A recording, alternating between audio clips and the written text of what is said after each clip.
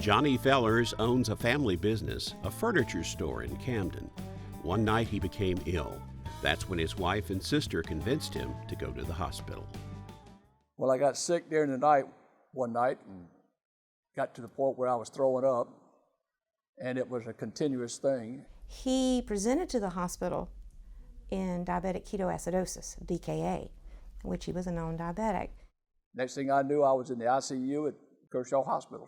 Community hospitals like Camden oftentimes don't have access to pulmonologists or critical care intensivist medical experts. Telehealth allows us to bring medical expertise to these more remote communities.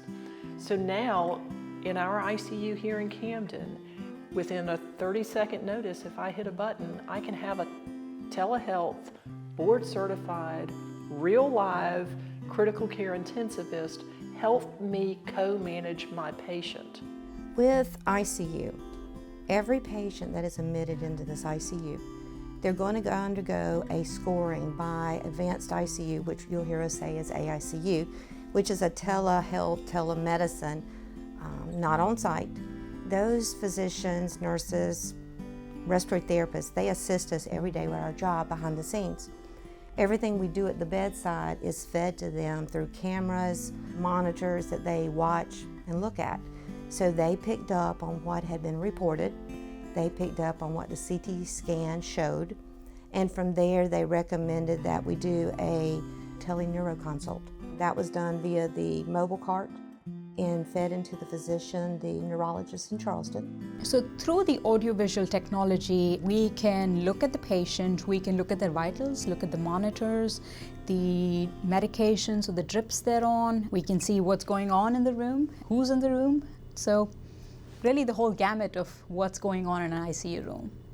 MUSC's tele-ICU doctor helped the Kershaw Health team diagnose Fellers with what had really happened, a stroke.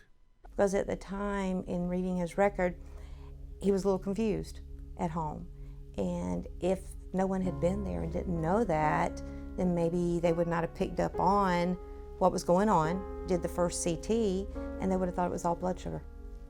So, that's huge. Communication, family support, and the early testing.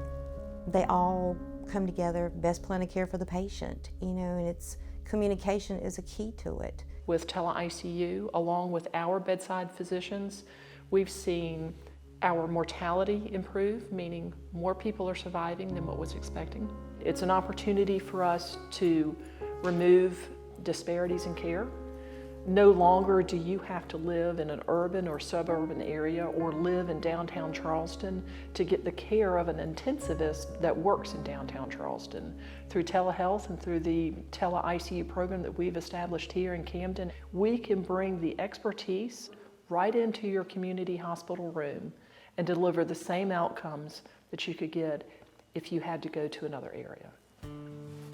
We're seeing that we're treating them in fewer days in the hospital. What does that mean? That means your loved one gets back home faster, healthier, and safer to their homes. And today, Fellers is back doing what he loves, running his furniture store with his wife.